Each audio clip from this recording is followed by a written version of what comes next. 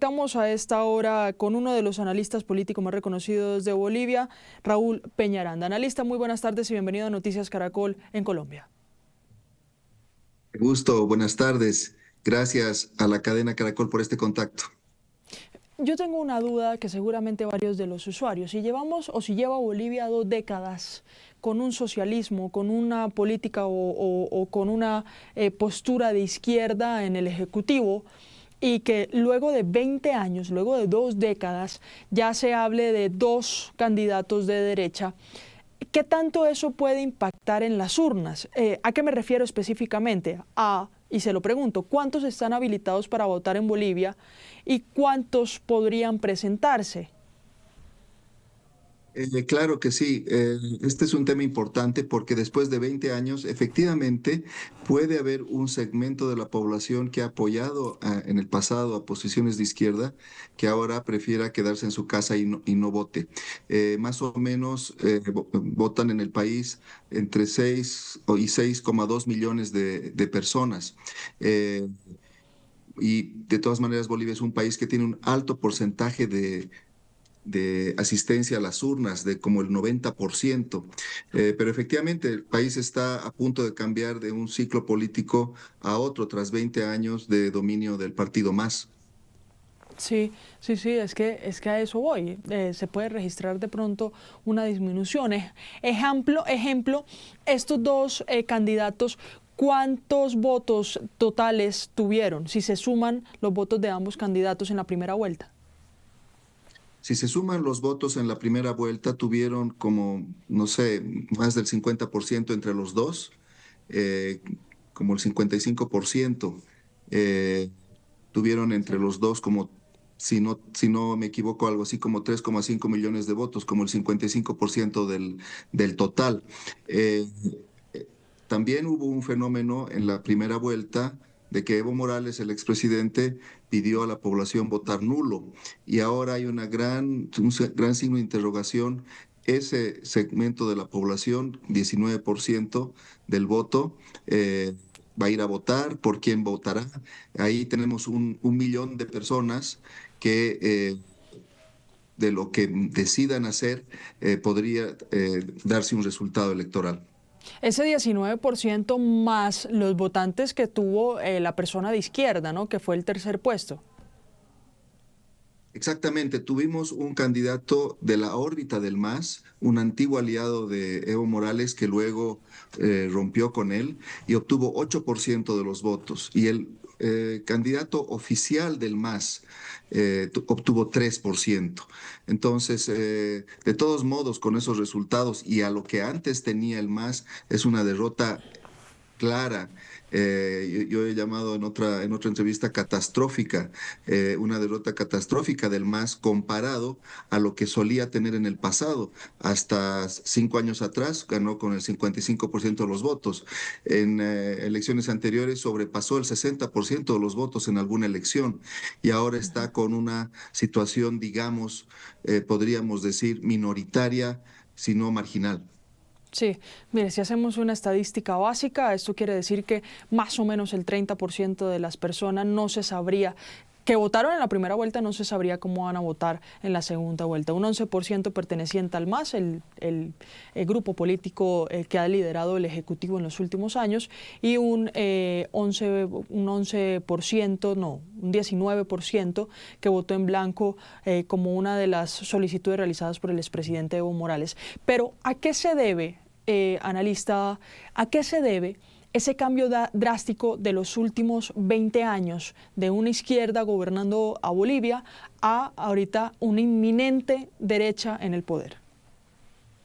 Sí, Luisa, lo que sucede es lo siguiente: 20 años ya es un tiempo demasiado largo para en cualquier país que gobierne un solo partido. Y después de 20 años, el país está sumido ahora en una crisis económica, no tenemos combustible, hay unas largas colas en los surtidores de gasolina y diésel, algunos choferes de transporte masivo y de camiones, eso tienen que pasar a veces hasta días en su camión esperando que les den el combustible. tenemos inflación, 24% en los últimos 12 meses, es la inflación más alta de la región. Tenemos también un tema de ausencia de dólares en el país, es difícil importar productos por esa causa. Uno de los temas más preocupantes de eso es que es difícil hasta importar medicamentos. Entonces, esta crisis económica es lo que está generando este cambio de ciclo, después de 20 años de cansancio de la ciudadanía al respecto, pero también han habido hechos de corrupción, abuso del gobierno, autoritarismo, en fin, una suma de factores que hacen que eso que en el pasado, en estos últimos 20 años, era algo tan fuerte, tan sólido, ahora está en una posición tan marginal. Mire, Rodrigo Paz es aspirante por el Partido Demócrata Cristiano. Entre los dos candidatos es sin duda uno de los que pertenece a la fuerza más conservadora del país, y Jorge Tuto Quiroga es candidato por el Partido Libre. Fue presidente de Bolivia entre 2001 y 2002, cuando renunció el exdictador y presidente electo por vía democrática, Hugo Suárez. Entre los dos candidatos con estas representaciones y teniendo en cuenta de que Bolivia ha sido más un país de izquierda, ¿quién tiene más probabilidades según su análisis? Ambos creo que tienen posibilidades, han hecho una campaña muy dura. Sin embargo, acá tenemos que ver que el Partido Demócrata Cristiano, que efectivamente podría ser considerado como una fuerza conservadora, en Bolivia solo es una sigla que le permitió a Rodrigo Paz candidatear. Rodrigo Paz más bien es una persona centrista. Por eso es que se cree que los que votaron por las fuerzas anteriormente relacionadas al MAS, podrían terminar votando por Rodrigo, porque Tuto Quiroga, que está más a la derecha, ya les parece muy lejano. Entonces, Rodrigo Paz, que tiene una posición centrista, tal vez le conviene más precisamente aquello, porque puede obtener algunos votos que provienen de la derecha y también los antiguos votos de la izquierda que ahora ya no tienen un candidato y que por alguno tienen que votar. Las encuestas señalan que esta va a ser un resultado cerrado. En ambos bandos me ha tocado conversar con personas de los dos frentes y ambos están optimistas y seguros de que van a ganar, lo cual demuestra que esto va a ser algo cerrado. Yo espero que tenga algo de holgura el resultado para que no nos enfrasquemos en una situación en la que uno, el que pierde, porque pierde por tan poquito, empieza a impugnar o pide que se recuenten los votos, etcétera, Sí. que también es un escenario posible mañana si es que el resultado es tan ajustado como algunos prevén. Han habido encuestas que han dado resultados distintos y por lo tanto es difícil saber. Ambos candidatos han apelado a la ciudadanía, al tema económico, pero hemos tenido, Luisa, un tema acá en Bolivia que ha sido curioso. Los dos candidatos a la vicepresidencia de ambos candidatos han generado más noticia que los candidatos a la presidencia por razones negativas, polémicas, acusaciones, etcétera. Así que también es el foco de la campaña, preocuparnos de los candidatos a la vicepresidencia que en el pasado eran más bien figuras menores y ahora han estado en el centro del debate. Mire, ya voy a hacerle preguntas relacionadas con todo eso, pero no quería pasar a otro tema, a esos temas sin preguntarle, como para claridad. ¿El candidato del partido más conservador de Bolivia es más centrista que el candidato del Partido Libre, que tal vez no está a la extrema derecha? Exactamente, es que suele confundirse el tema del PDC, Partido Demócrata Cristiano, pero el Partido Demócrata Cristiano en Bolivia, como le digo, solamente es una sigla, una personería jurídica eh, que no tiene realmente una tradición política y que hizo una negociación con Rodrigo Paz para que Rodrigo sea el candidato. Rodrigo es una persona más bien centrista y más bien más liberal, o podríamos decir más a la derecha, está Tuto Quiroga. Sin embargo, Ujú. también Rodrigo Paz ha señalado que quiere liberalizar la economía. Uno de sus eslogans es capitalismo para todos. Sí. Es decir, obviamente está muy lejos de una posición de izquierda, pero en Bolivia se lo ubica más en el centro a Rodrigo Paz, siendo igual distante de Evo Morales y del MAS, se lo ubica en el centro y más a la derecha se lo ubica a Tuto Quiroga. Sí, sí, sí, sí. Cuando hablamos de economía libre, hablamos, me imagino, de economía de libre mercado, de todo lo relacionado con el capitalismo y la globalización de la economía, que son más vertientes económicas ligadas a la derecha. Pero bueno, frente a lo que usted decía en la posibilidad de que los resultados sean muy apretados, es decir, de que no haya mucha diferencia, a diferencia de otros países de la región en donde se ve que quedan los candidatos de dos vertientes políticas completamente distintas y generan una polarización, en este caso en Bolivia no hay un riesgo de polarización, porque la orilla sigue siendo centro-derecha, ¿sí? Pese a que queden muy ligados. Exactamente. Al principio, y eso es una pregunta importante, en cuanto se produjo el resultado de la primera vuelta, que ha sido hace 2 meses, tenemos un larga espacio entre la primera y la segunda vuelta de 2 meses, extenuante campaña.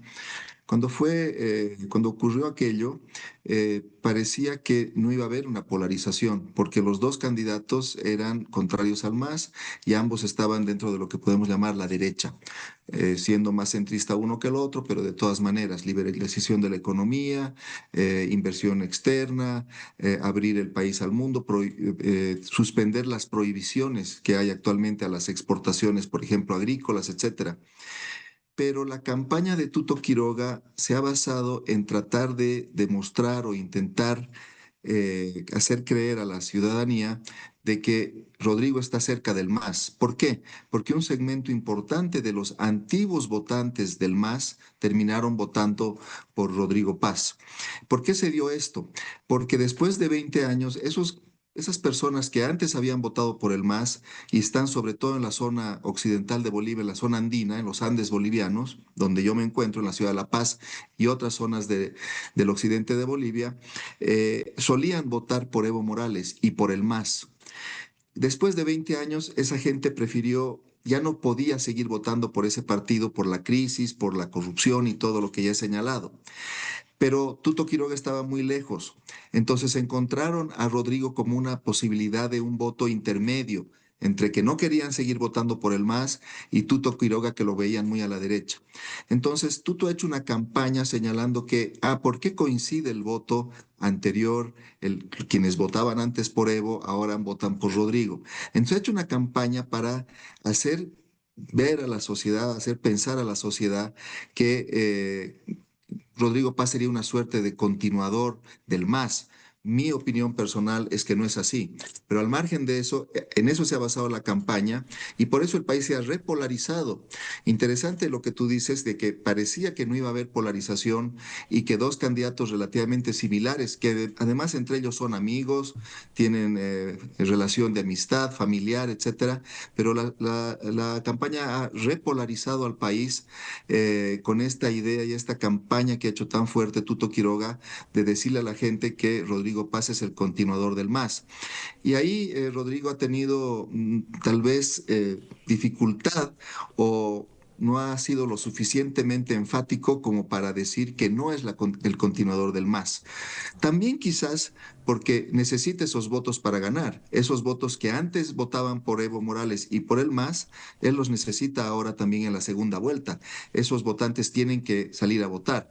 Yo decía al principio de esta entrevista que una de las opciones es que se queden en su casa y no voten. ¿Por qué? Porque ninguno de los dos les gusta mucho, pero tal vez les gusta menos Tuto Quiroga. Entre los dos, quizás ese segmento que votó nulo a pedido de Evo Morales, es posible que realmente voten casi contra Tuto Quiroga y por ello terminen votando por Rodrigo Paz. Bueno, eso solo lo sabrá la gente que vaya o no, o que quiera ir o no a las urnas mañana en Bolivia. Mire, le tengo dos preguntas finales, analista. La primera, usted hablaba al inicio de los compliques o de las complicaciones que se tiene con las fórmulas vicepresidenciales de los candidatos. Es penoso hacer esta pregunta, pero la voy a hacer. Entre las dos fórmulas, ¿quién tendría menos escándalos o críticas que podría ayudar a su candidato presidencial a tener una diferencia o a marcar una diferencia? Qué buena pregunta. Y yo te diría que ninguno de los dos. Ambos han sido presa de escándalos, polémicas, JP Velasco, Juan Pablo Velasco, que es el candidato a la vicepresidencia de Tuto Quiroga, ha estado inmerso en dos polémicas. Una, porque se descubrió que él hace 12 años publicó unos mensajes racistas en contra precisamente de las personas que viven en el occidente de Bolivia, la zona andina a la que ya me he referido, y que en Bolivia se llaman collas. Él dijo en uno de los tweets racistas, puso, ojalá que mueran todos los collas, en uno de varios. Luego también en Bolivia ha habido la quiebra de un banco que ha generado problemas también porque tenía algo de recursos del Estado, este banco, un banco privado, que quebró y que generó una polémica al quebrar porque aparentaba o parecía que habían habido irregularidades allí. El padre de JP Velasco era uno de los socios de este banco, pero el candidato a la vicepresidencia de Tuto negó haber sido socio en ningún momento, o sea, él negó esa posibilidad, pero luego surgieron evidencias de que sí había sido socio. Entonces, eso también lo complicó. Por el lado de Lara, tenemos un candidato que no se mide en lo que dice, una persona muy polémica, con declaraciones exageradas, excesivas y realmente contraproducentes para su propia candidatura. En principio, lo primero que dijo fue que él iba a meter preso a Rodrigo Paz, su propio candidato a la presidencia, si es que cometía algún acto de corrupción. Más adelante dijo que él iba a tener más poder que Rodrigo Paz en la presidencia, porque él iba a ser el presidente del Congreso, porque esa es la figura del vicepresidente en Bolivia.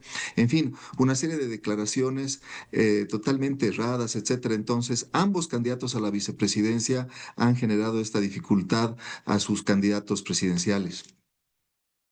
Mire, analista, voy a hacer o vamos a tratar de hacer un pequeño análisis teniendo como referencia a Bolivia y a otro país de las Américas, Perú.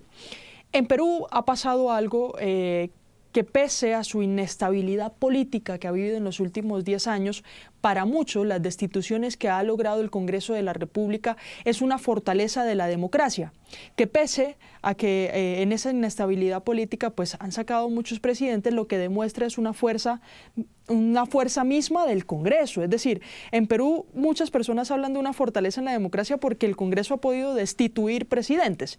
En Bolivia, el caso puede que sea contrario, no por una debilidad del Congreso, sino porque es muy importante el tema de la gobernabilidad y de la relación presidencia-Congreso de la República.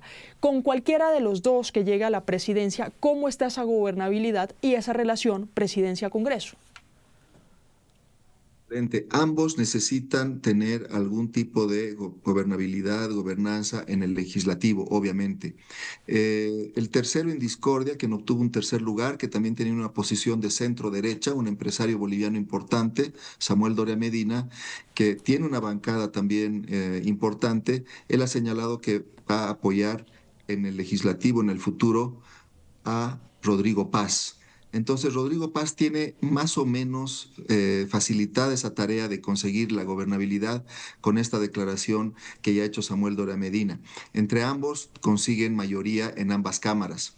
Entonces, allí ya tenemos, digamos, una gobernabilidad más o menos asegurada. Habrá que ver cómo termina eso, pero por lo menos ya hay una declaración explícita, oficial, del tercer candidato, el que resultó tercero, de que va a apoyar en el futuro, en el legislativo, a Rodrigo Paz. En el caso de Tuto tiene más dificultades, precisamente porque el tercero ya ha señalado que no va a apoyarlo en el legislativo y porque ahora le tocaría negociar con Rodrigo Paz, su adversario, en un marco de guerra sucia, de acusaciones, de campaña negativa, etcétera, de una campaña intensa. Tienes que ir al que has derrotado, si es que gana Tuto, a que te apoye en el gobierno, que tampoco está descartado porque, como ya hemos dicho, tienen una afinidad ideológica, pero de todas maneras no va a ser tan fácil, porque después de una campaña tan dura, tan extenuante, tan larga, con tantas acusaciones, como siempre es la política, acusaciones personales, etcétera, ya, y luego le ganas a tu adversario y ahora con ese adversario tienes que gobernar. Entonces ahí hay una dificultad, pero ambos tienen obviamente como principal tarea, ellos lo saben, inmediatamente terminada la jornada de mañana y se sepa quién es el ganador, ambos tienen hasta el 8 de noviembre, que es el día de la transmisión del mando, a lograr afianzar esa alianza parlamentaria, que también podría ser una alianza de gobierno, no solamente en el legislativo, que compartir ministerios, etcétera, que seguramente también es algo que negociarán. Pero sin duda lo que tú dices es muy cierto. Sin esa alianza, el gobierno realmente no tiene viabilidad.